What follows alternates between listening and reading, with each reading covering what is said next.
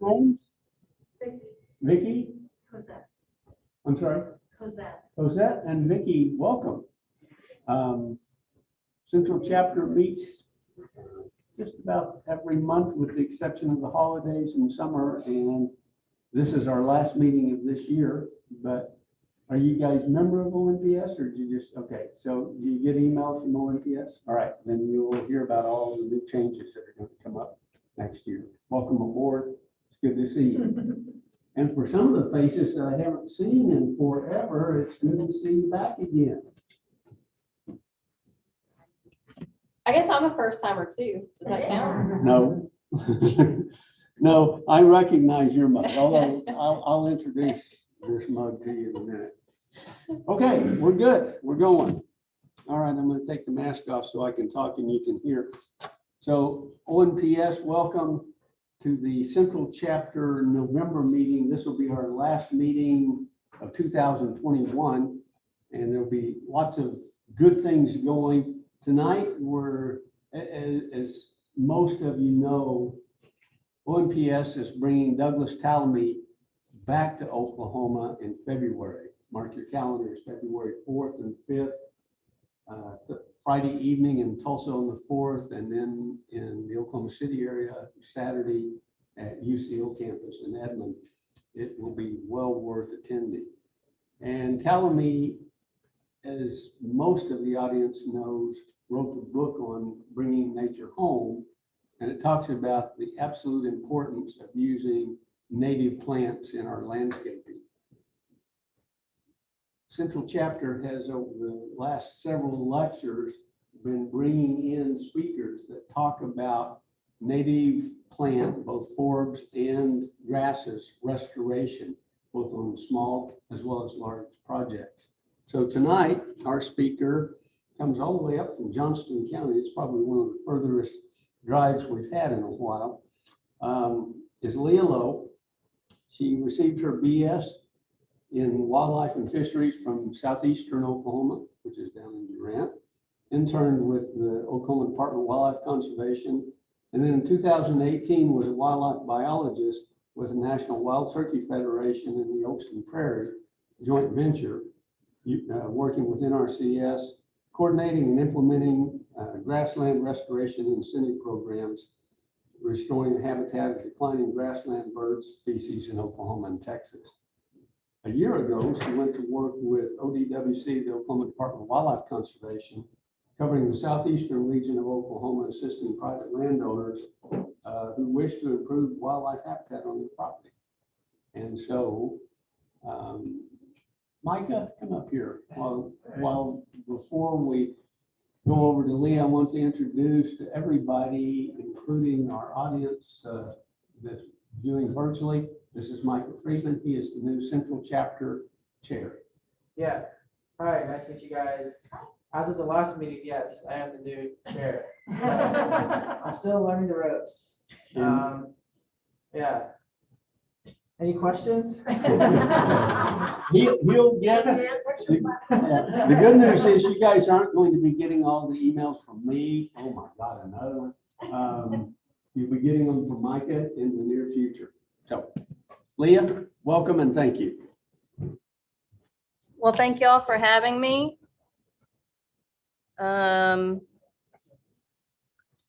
Again, this is my first time, so I'm pleased to be here. It's nice to meet all of y'all, see your faces, parts of them anyway.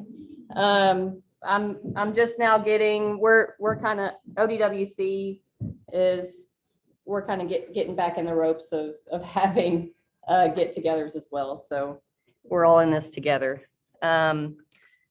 So yeah, to start off, again, my name is Leah Lowe. I'm the Southeast Private Lands biologist for Oklahoma for ODWC. I'm actually one of 5. We have here on the map, you can see our Northwest biologist is Brett Cooper. Southwest is Lauren, used to be Ald. She is recently, congratulations, married, Lauren Johnson. Central is Kyle Johnson. Northeast. She's married to? No, actually, no. Oddly enough, no. northeast is Rosalie Walker. We're actually fixing to say goodbye to Rosalie. She is resigning, sadly. And then me in the southeast. So you can just kind of check out exactly the counties that we cover. Now these are kind of, it looks like a hard boundary, but we work with each other. So I might go a little bit into other people's regions that are really close to mine.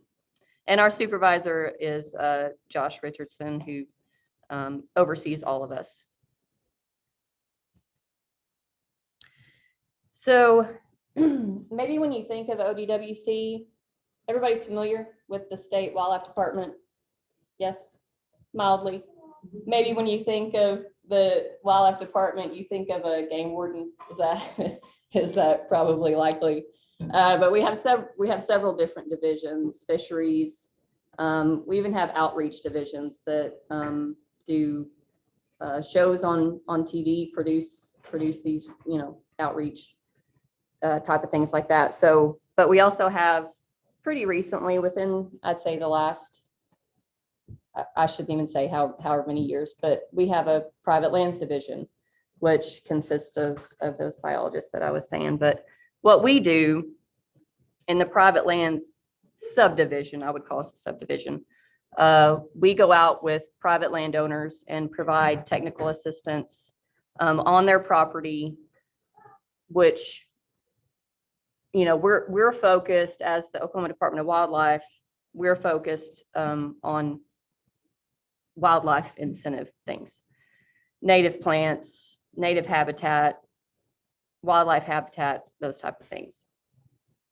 We also provide outreach, things like this. Field days is another really big one that we try to participate in.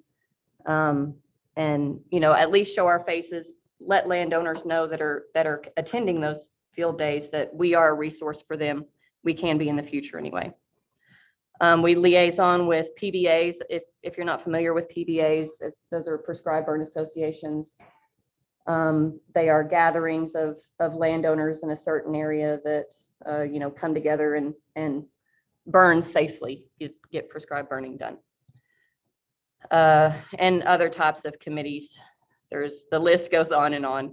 Private land youth hunts is another one that we help private landowners with. We also develop projects using best management practices. This is a very general statement, but when we go out with landowners on their property, it usually ends in some type of, you need to do this in order to achieve what you're wanting to achieve. So that could be cedar removal, trying to increase water quality quantity by just removing cedar, or improving the structure of the habitat, timber thinning or clear cuts. You can go down this list. Fire breaks, native range restorations, tree plantings. There's several different things that we focus on, including treating or controlling, eradicating non-native and invasive plants.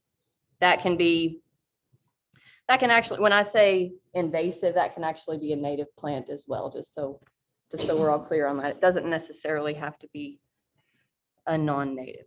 Privet is a big one that I deal with in my region.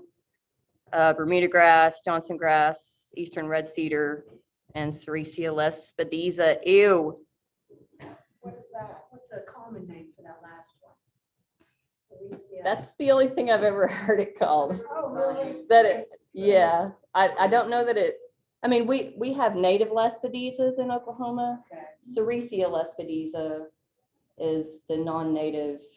Is it a grass? Is it a shrub? It's it's like a forb. Okay. It's a non-woody, non-grass. I don't know. Okay. Not really sure what to call it at the moment. Yeah.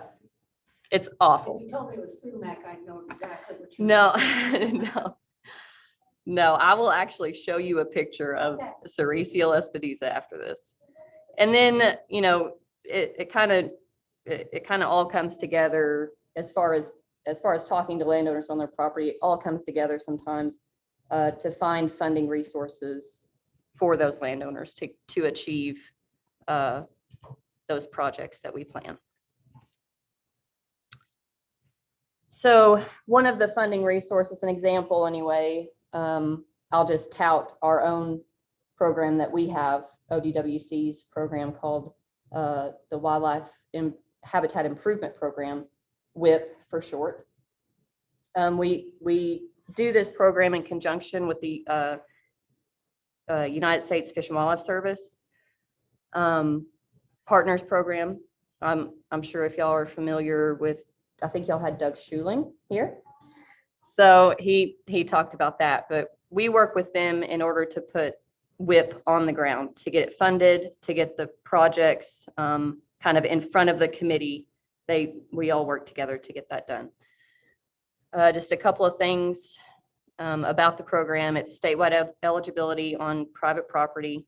So every county, it's available in every county throughout Oklahoma. It's on a first come, first served basis. We actually have limited funding, which really every program does. But the way we deal with it is in order that you apply for the program, that's how we look at them. Number one is, number one application, is it a good program or is it a good project? Yes, no. And, it's just, we go down the list like that. It is with the funding restrictions that we have, it kind of works out to where we do a $4,500 cap per year per project. So I can go off in the weeds on that, but anyway, I'll just say it. Each year you can only receive a $4,500 reimbursement for your project. So we try to keep them as small projects. Of course, you want to be able to get it done within the year. And that's how it works. It's a 1-year contract. You can apply every single year. No promises that you're going to get approved or denied, but that you're able to apply every year. And just real quickly, the rundown of how that works, just a flow chart, if you will, is you would apply. Then the biologist, the private lands biologist in your region would come out with you and do a site visit, develop a plan. That plan would be then submitted to the committee and either approved or denied. You complete your project, and we would come out and check it and make sure you did it properly within, as planned. Then you would get your reimbursement, and then you're in kind of a maintenance period. So if your project was simply to, say, install fire breaks, the maintenance for that would be mowing once a year.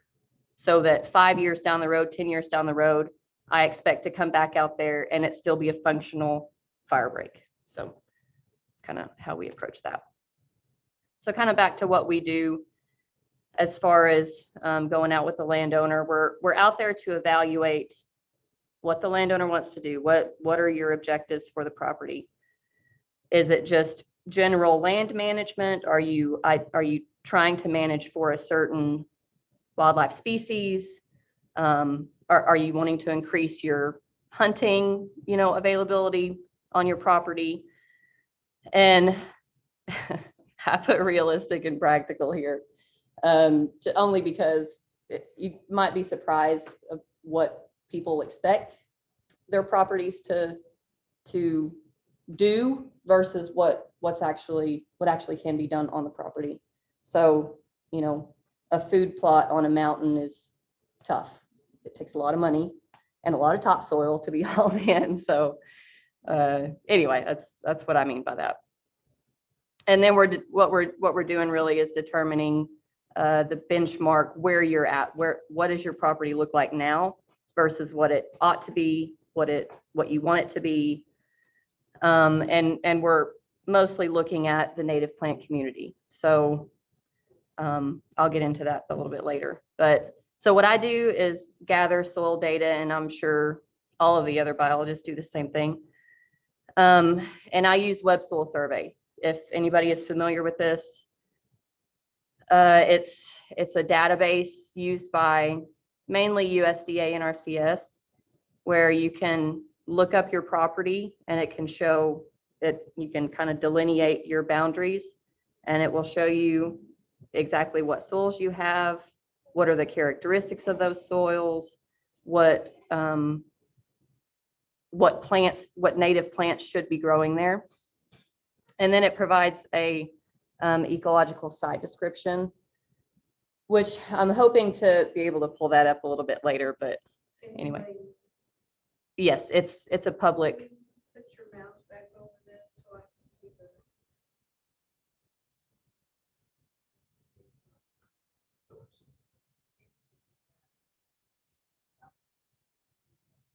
I'm actually going to try to click on this. This is a link, so we'll see. So yeah, just real quickly, if you go to this, and this is, again, this is recorded. So if you want to come back and look at what this address was. Yeah, or you can just Google. That's how I looked it up. That's how I look it up every time, is web soil survey. So, and just, it brings you to this. I'm not gonna lie and say that it's user friendly. It's a little bit tough. And I would actually encourage you to go to your NRCS office and have somebody help you kind of walk you through this. But once you learn it, it's really valuable data. You can, find your exact property and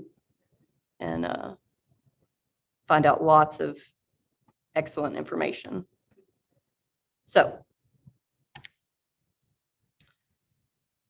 yeah, to kind of a little bit more of what our focus is anyway, when we're out there, we're looking specifically at native plant communities, and that is, first of all, are they there, presence or absence? Do you have native plants? Are we talking about a cropland that we're that we're walking onto? And then the abundance and vigor of those native plants. How are they doing? Is it just one little blue stem that's hanging out here looking really sad, needing some water? The diversity of your native plants. Do you just mainly have grass?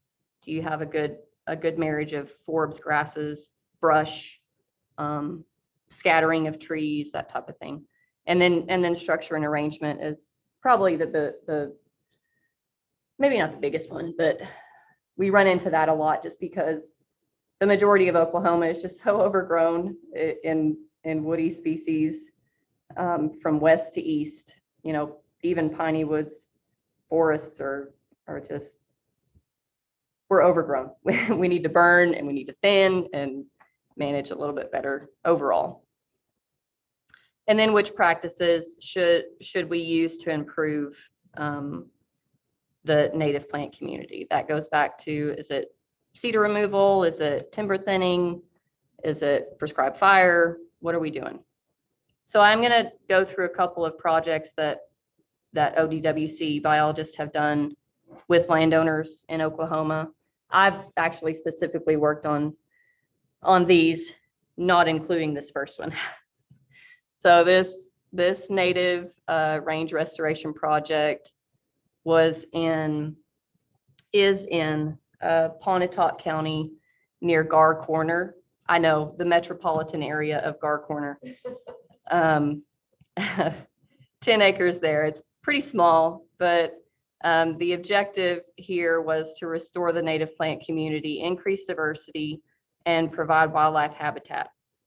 So this is actually surrounded by some farmed land, some low-lying areas that's been, I'm sure, peanuts in the past, and they're farming it now actually.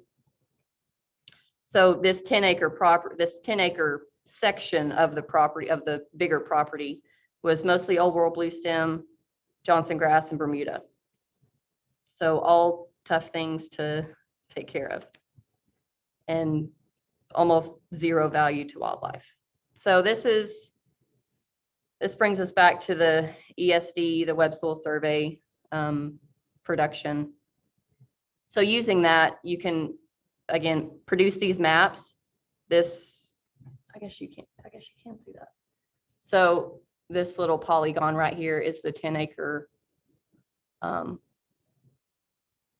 field that we were treating in this project.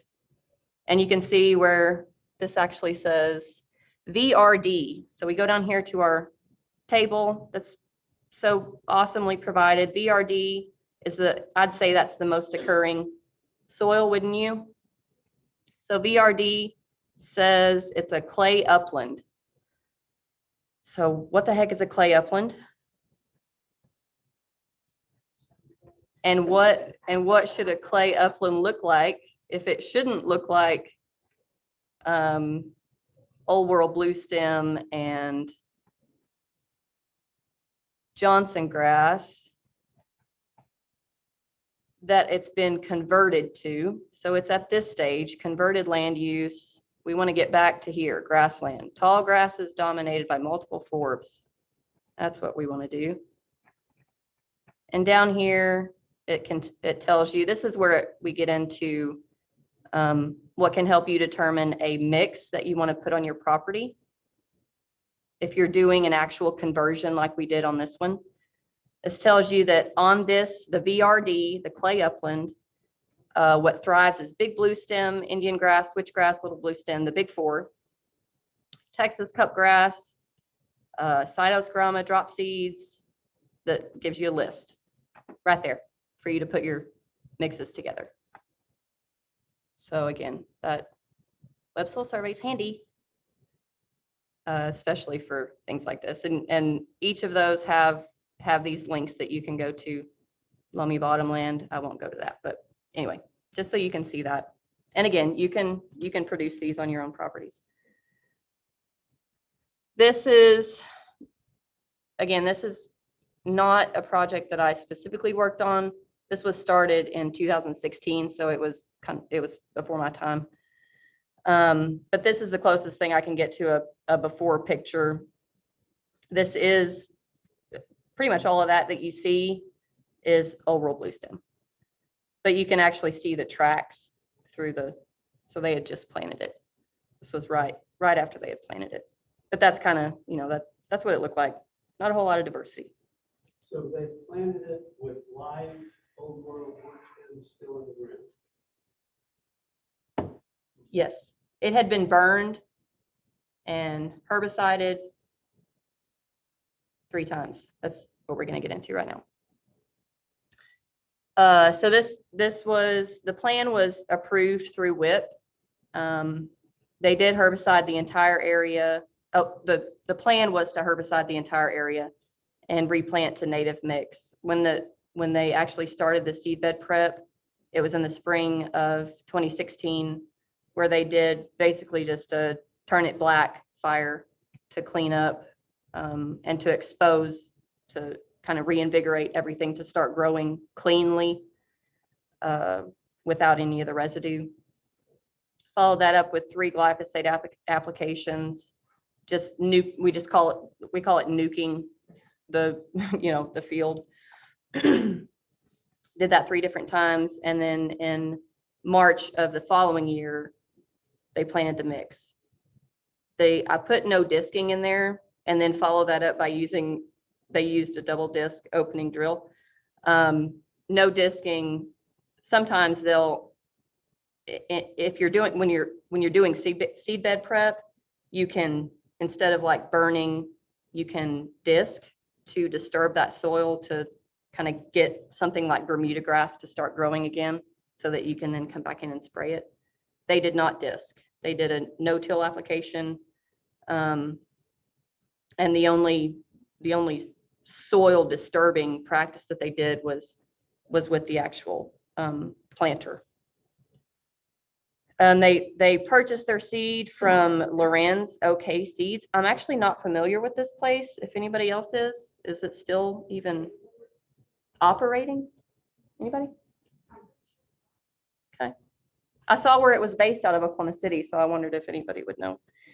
But it was actually a grass heavy mix that they used. It was not, I think only a few forbs that they had, but the big 4, green sprangletop, hairy grama, cytotes grama was in there as well. Now this obviously isn't their seed mix, and it's hard to see, I admit, but this is just an example of a seed mix quote that I got for a landowner that I was working with. So just so you can see that.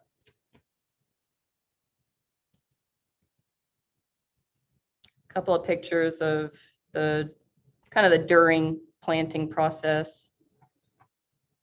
This was his double disc drill right here.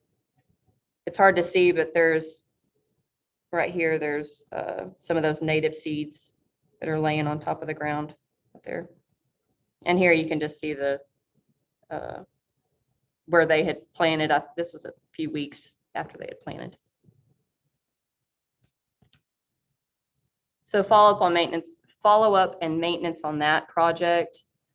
When I had gone out there, this is 6 years prior to the beginning of the project, 5 years prior to planting. Switchgrass was dominating, which is not shocking. I imagine the switchgrass was pretty heavy in that mix, although I did not get to see that original mix, of the breakdown of it.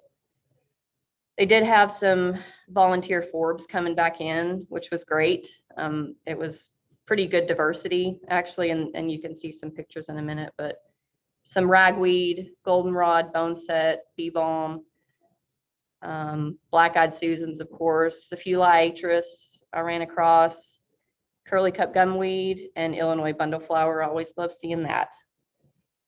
He did have to broadcast Outrider to treat reoccurring Johnson grass, and he's still got to do that again. Thank goodness Outrider is pretty Johnson grass specific, so he can just broadcast it. He doesn't have to do any kind of selective spraying on that. Old World Blue Stem is still there. Old World Blue Stem seems to be the bane of everyone's existence if nobody's figured that one out yet, but it's tough. It is a tough one to kill. It's not native. Right. It's not our blue stem. No. Okay. And it creates monocultures. It will, it's all over the side of the road. You just didn't know what it was. Okay. I promise. There is actually some encouraging information, or some encouraging research being done by OSU Extension right now on the effects of growing season fire on Old World Blue Stem, which I hope that continues to be the case, where we can use growing season fire to control Old World Blue Stem. I won't say eradicate it, because that's going a little too far for me, but at least control it. And then a maintenance, something that they're going to have to do forever, because I don't know what grazing is going to look like. Grazing might be kind of light here and there, not really planned. So in order to maintain that field, they're going to have to plan to burn, which they do plan to burn at least this dormant season coming up in January, hopefully. So this is a shot of it.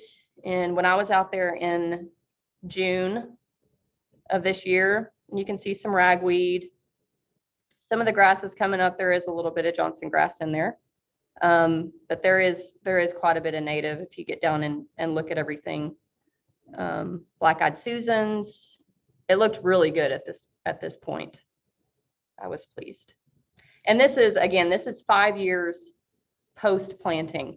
So, I mean, at that point, any kind of conversion back to native, that's when it's really hitting its sweet spot. I mean, 3 to 5 years is really when you're starting to get going good with these conversions. Some more pictures of that June timeline for that project. And the bottom right picture, I mean, obviously you can see those bunch grasses coming in pretty good. So it looks like a good project. There is, again, there is some overall blue stem in the lower down that you can tell, but what can you do, right? This was the same area in November of this year. So like maybe, like a couple, maybe last week, I think is when I went out there. And you can see the Indian grass right here. Switchgrass is back here. Still some ragweeds and some other forbs. Couple of close-ups. This is Indian grass, switchgrass. It's hard to tell, but this is big blue stem. And there's my Illinois bundleflower. I think that picture focused on everything except the Illinois bundleflower, but. And then he is getting, I wanted to add this because he didn't have cedars in there before.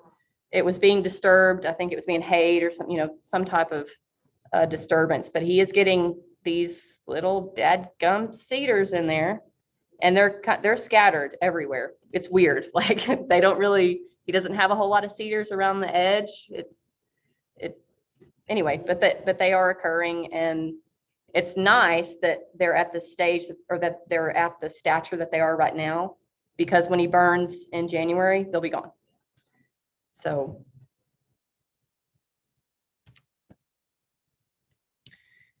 this is another project. Did anybody have any questions on that project? I'll just kind of take it as it goes. I just looked at Lauren's OK Seeds, and they're in Okene. Oh, okay. All right. And they're still functioning? Looks like they are. Very good. Will you do 5-acre projects? I mean, that was just 10 acres. It Yeah. seems Oh, kind yeah. of small, but Yeah, a 5-acre project, I would call that more of like a pollinator project. okay. So where, you can probably, But there are native grasses and everything. yeah, I mean, those highly diverse mixes, like the ones that like the example that I showed you, that's a really expensive mix. So those type of highly diverse mixes are actually better done on smaller, even like half-acre projects. I mean, it's just to get that really good diversity right there, and those seeds, of course, will spread naturally and start to, move outward. But yeah. Now, I will say, not every program will fund a 5-acre project. WIP will. Okay. So it would just kind of have to be a conversation between who you're working with to see if that would work. So this is a different project that we did. Managing native plants in a different way, also important.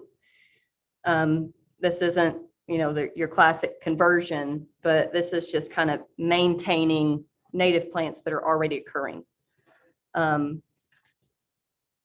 So this was about a 700-acre portion of a 6,000-acre property of native upland pasture near Pontotoc, Oklahoma, in Pontotoc County. The whole area it's beautiful. It's actually, I wish y'all could go out there. It's a beautiful property dominated by native grasses. They graze it rotationally, and a few of their pastures are dominated by those native grasses, I think because of the grazing pressure that they have during certain times of year, every single year. So like this pasture is always hit in January. This pasture is always hit in, July, August. So actually the point of this project was to open up more grazing area for them to kind of change it up a little bit. So it wasn't just, year after year after year doing the same thing. So this particular pasture had been undisturbed. I don't think they'd even been on that pasture in 8 years. There was no burning, no grazing, nothing. So it was, again, it needed some love. They had encroaching cedars, oaks, elms, privet in the edge. That was the only pasture that had privet. And I think it was just because it had been left alone for so long. No disturbance at all. And then, of course, the unmanaged greenbrier was out of control, up in the trees, you know, coming out in the open areas. And even in the open areas, their herbaceous plant vigor was sad. I mean, it was after 8 years worth of no disturbance, you would think it would just be, the grass would be up to here.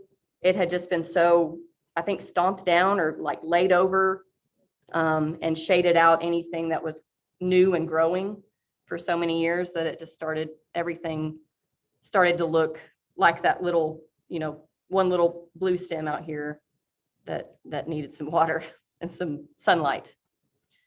So the objective was to control that brush management or that brush encroachment that they were experiencing, increase the herbaceous plant vigor, and increase diversity. We could do that pretty easily with fire in this case. We didn't have any issues with absence of native plants.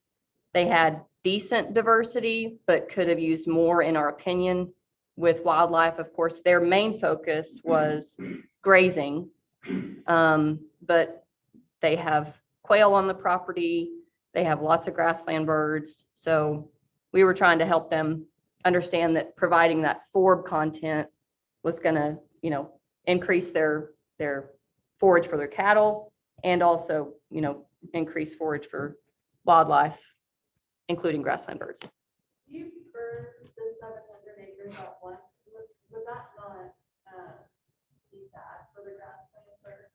Not, that's a subjective type of approach that we have to take on that almost every time. So in this area of Oklahoma, he's actually surrounded by this exact same thing all around. I mean, almost 100,000 acres just right there. So burning 700 acres altogether, no, it wasn't an issue. Literally on his own pastures looked just like this. Maybe not this bad, but like his neighbor was a lot like this, a little bit thicker than this actually. And his own pastures were, you know, he has pretty decent wildlife habitat in general, but this pasture just needed, again, that wasn't our only objective. He needed to get it back to where he could even graze it, to where it could even start growing again, to where he could get some of that brush encroachment dealt with.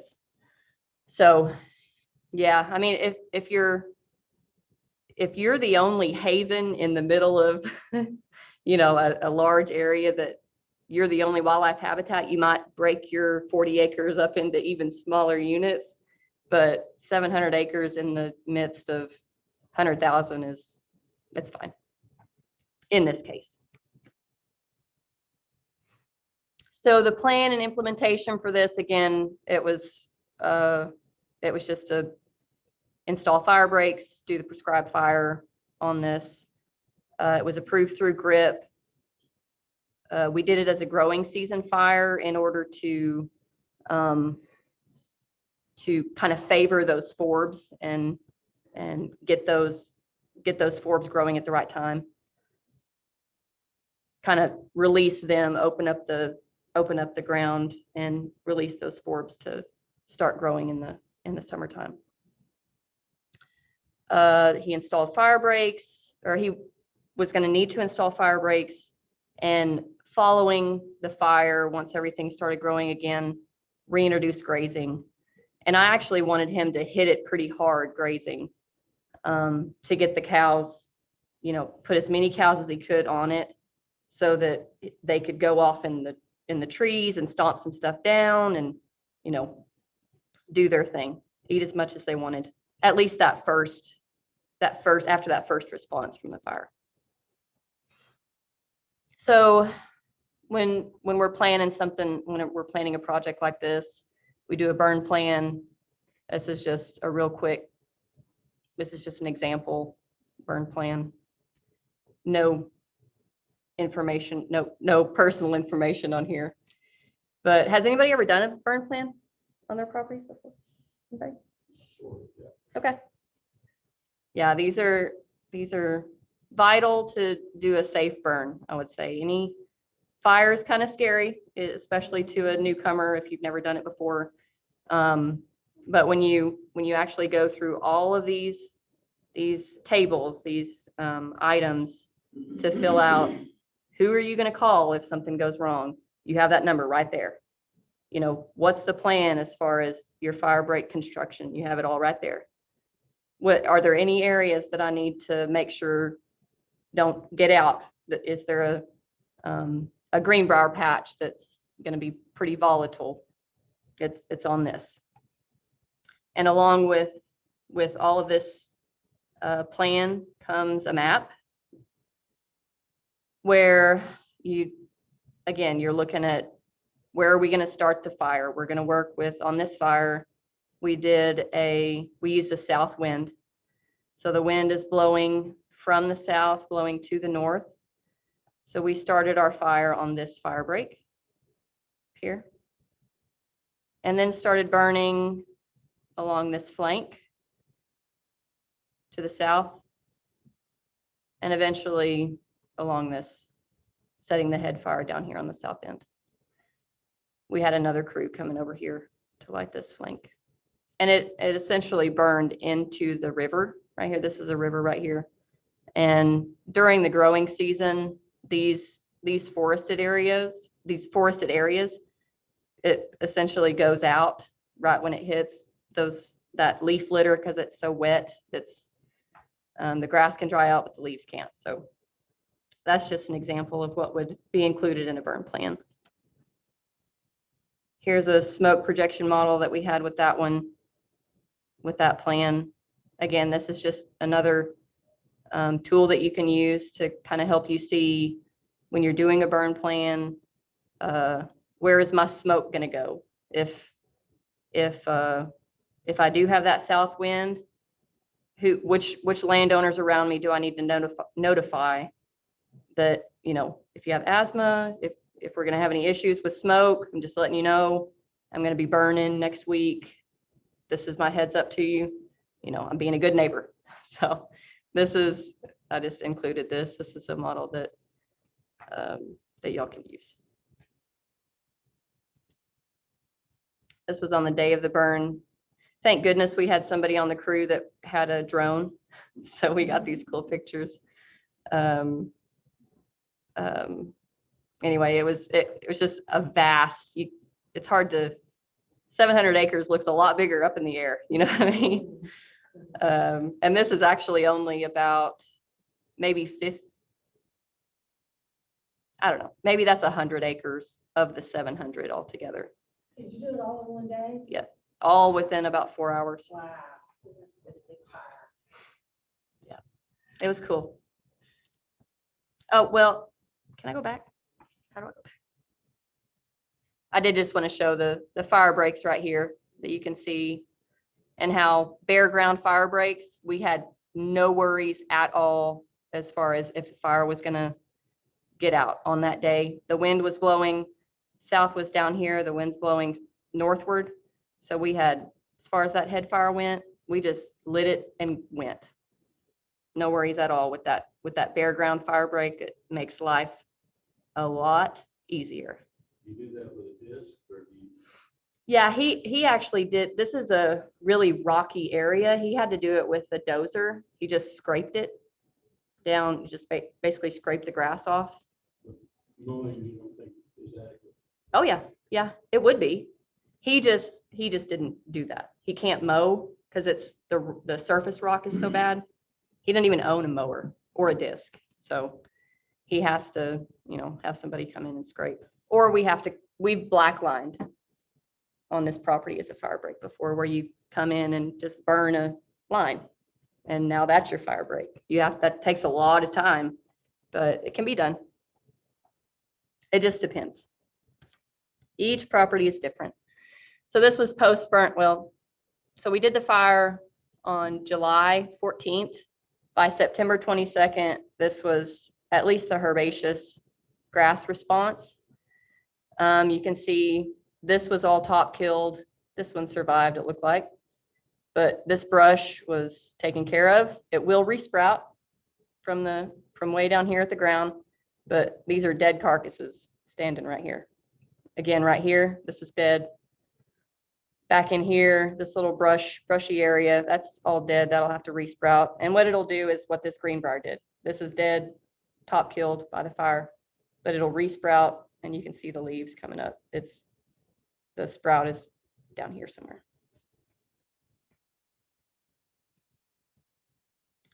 Had to get my butterfly picture in there.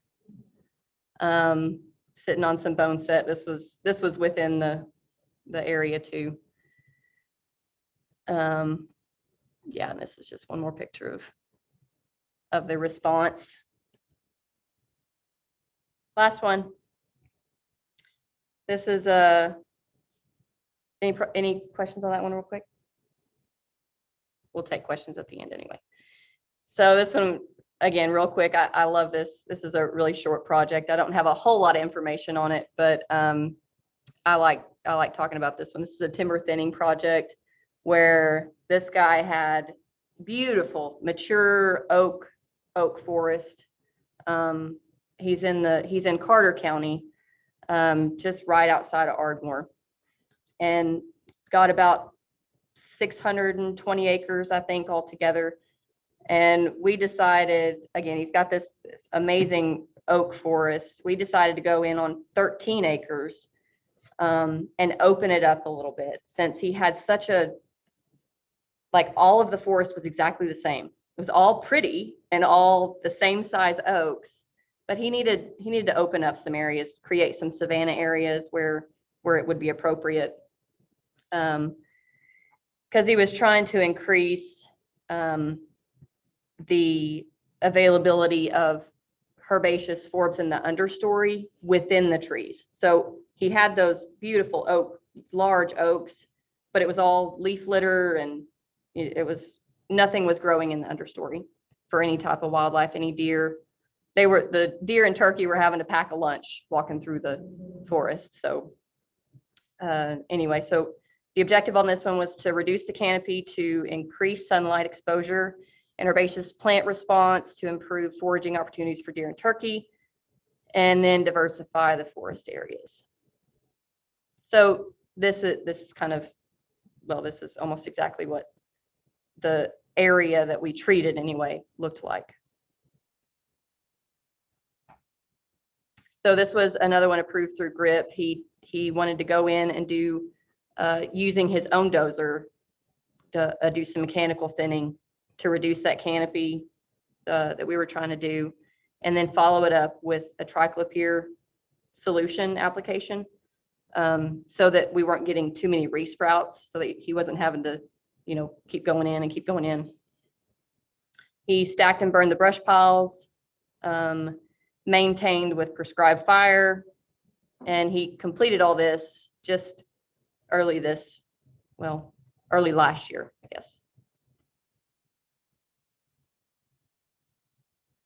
So these are some pictures that he texted me.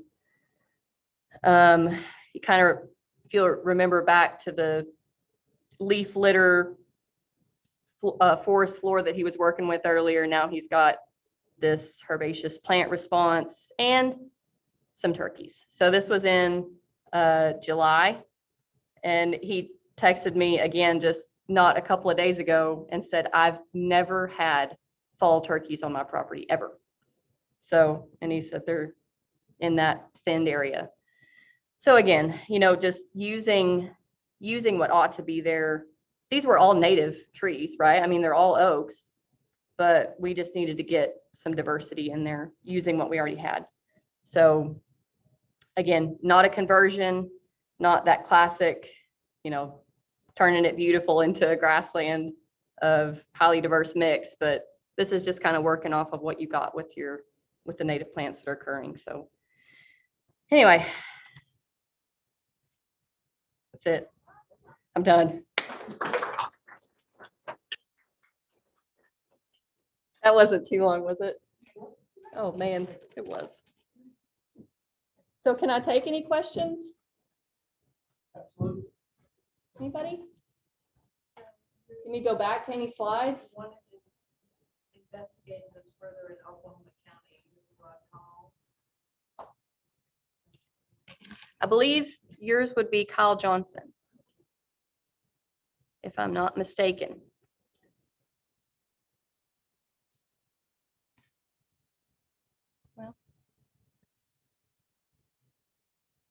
I'll just go back to that. This map is actually not on there, but you can, I mean, you can request to talk to your local biologist on the website if you know where to find that. Our website is wildlifedepartment.com. And then you just look for private land or landowner programs. And you could find WIP and then your local biologist under there. Request to talk to your local biologist. Okay, for like the last project you showed, you say that you reimburse after people do it. So they can Yes. come out and help them build a plan, but they basically do the work with the exception of the burning. Did you come out and help with the burning? I did. Oh, okay, but you just chose to, that's not part of the project? Or- Right. Okay, I'm actually not professionally allowed to do that. okay. We have to go out on our own time to do that, which I'd take off all the time and do that. That's my therapy. Like the burn project that you had, did you help him develop it and then he had to find the people to do the burning? or- Yes, so I wrote the burn plan for him. We actually did it together. I mean, I wrote a draft of it, sent it to him, said, read over this, every word. And he reads over it, signs off, says, it looks great. I can do everything that you've said. And we'll get started. So at that point, it's his burn plan. It's Okay. always his burn plan. Yeah. I'm just helping him develop it and You're making the sure. ghostwriter on it. Well, sure. Yeah, I mean, that's why I'm there. Again, fire's kind of scary. And you're not, if you're not versed in it, well versed in it, there's some things that you don't really think about, like during fire break construction. If you're pushing any trees, don't pile them next to the fire break, push them in, so that type of stuff, I make sure and put on the burn plan, so. But yes, as far as getting a crew together, equipment, that's his responsibility. But do you Or tell hers. him, people that do it? Okay. And again, is that just you or would Kyle do it? You give him? Well, that's actually where prescribed burn associations come in. Okay. That's where they can kind of Always start do that. filling in that gap. Anybody can join. If you've got a prescribed burn association that's active near you, you can join, become a member. And actually what's best to do is to go out on, get on the notification list and go out on burns with them, get some experience, even if you're just observing for the first 3 fires, but it helps you kind of understand fire behavior and see what happens. I mean, when I said we did that 700 acres within 4 hours, literally all we're doing is just walking around the fire break and lighting. I don't care what goes on in the middle of that unit. As long as it's not getting out around the edge, I'm good. It's doing what I want it to do. So it's really not rocket science as far as Sounds scary. it's just, it takes a lot of planning, and that's really what makes it safe. Any other questions? We had a question from a live stream. David asks, well, first of all, he says, thank you for the great presentation. Regarding WIP, could this be done for the development of wetlands on 3 to 4 acres of suburban area? In addition, I'd like for the remainder of the property, 10 acres total, to be implement and restore native grasses and wildlife. So I guess. Yes, wetland construction is a practice that is included on WIP, with the WIP program. Again, there is that cap, so even a 3 to 4 acre wetland, that any kind of wetland construction, we actually work with NRCS to develop those plans. So I would be, if I went out there on that property with that landowner, I would take a NRCS engineer with me, so that we could kind of go over it together and all be in agreement. But yeah, wetland construction is a practice that's covered through WIP. A number of new housing additions are going in. And places that haven't been developed before, and the reason they weren't developed before is because the land is rather uneven in Oklahoma. Everybody likes flat land, they don't have to deal with the water. So we're getting a lot of affordable housing in areas that have these land differences. And so our neighborhood, this is suburban neighborhood in the city, has a pond, retention ponds. So about a 2-acre retention pond and then a little bitty detention pond. And we don't know what to do with an HOA or a neighborhood contact you for help and how to handle those ponds, because our little detention pond isn't drained. And your other one is very difficult to maintain because the sides are so big. Mhm. So we have problems. Is that something, is that too small of a? I wouldn't say, no, that's not the concern. I would say as far as expertise goes, I would more likely send that to something like an engineer with NRCS that could come out and evaluate what the issue is. If that's, would that be considered private property? I assume it would. So yeah, I would have some type of engineer come out and look at the structural issues, if that's what you're talking about is the issue. And even if it's like, if we can help with erosion or something like that by planting some kind of native plant that's not there. I'm sure there's a lot of introduced Bermuda maybe that's occurring around there, but Johnson and he would get in contact. sure. Oh yeah. Okay.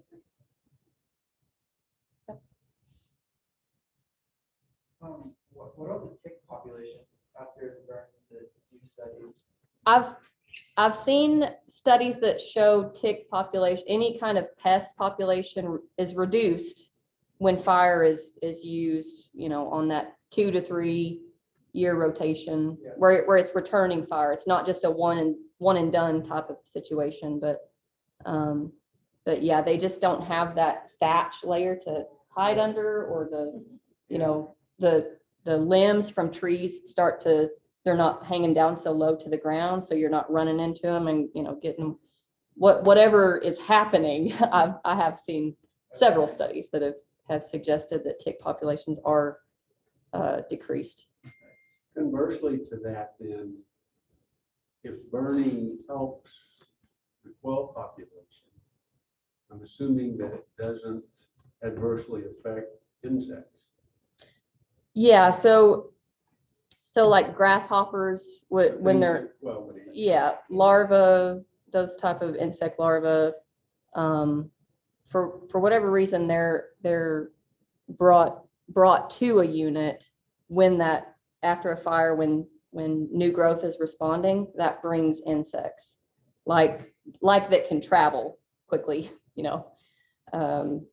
so we burn up, we cook grasshoppers all the time, that then turkeys will come in, or quail. I'm sure I don't see a whole lot. I don't see a whole lot of quail, period, sadly, but yeah, that those ground birds will come in and eat them up. Yeah. Any other questions? Got an observation about ticks. Mhm. We burned the whole place with a 3-year rotation. We skipped a few years. We're about to finish up the 3-year rotation. And I've been out spraying in brush, and had insect repellent for a few times, but haven't for a long time. I haven't seen it tick. I can't imagine that one rotation of burning did that. No, I doubt that. I wouldn't say that would be the cause immediate? Did you used to have ticks really, really bad or something? And Well, I haven't really noticed since I've been out there. 6 years, 10 years. Yeah. I don't have, we've never burned on our property. Sadly, we don't have very good fire breaks yet. We're working on that. But we've never had ticks really bad. So I think it would just kind of depend. Maybe you just don't have ticks all that bad. One other question, does prescribed burns in any way help fire ant control? I'm not sure about that. I don't know. That's an excellent question. I would certainly have to look that one up. You have fire ants here? Well, I think, yeah, we got them down in southern Oklahoma, and now that I'm seeing them in Edmond as well, so they're gonna essentially take the planet. And, between the Lespedeza and the Bermuda grass. I will look and that up the and Fire ants, there's not much hope for quail or anything else, I think. Any other questions? So Leah, I mentioned Talmy, who wrote the book Bringing Nature Home, and it's an absolute, I don't know if it's a page turner, but you got to read it you got to carve out some time, because once you start reading it, it's very interesting, very Great. entertaining. And based on what you do, man, it'll be every day you'll think, okay, we could do this, we could do that, but you're already doing it. So on behalf of the Native Plant Society, I'd like to introduce you to Talmy's book. Enjoy reading it. Thank you. All right, very I good. appreciate And that. thank you so much for coming. Thank y'all so much for having me. Well, thank you, Pat, for that and service. Pat should get some membership too. Oh, yes, and I'll get some information from you before you leave. And we'll give you an honorary membership to the ONPS for the next year. Awesome. Thank y'all. Thank you.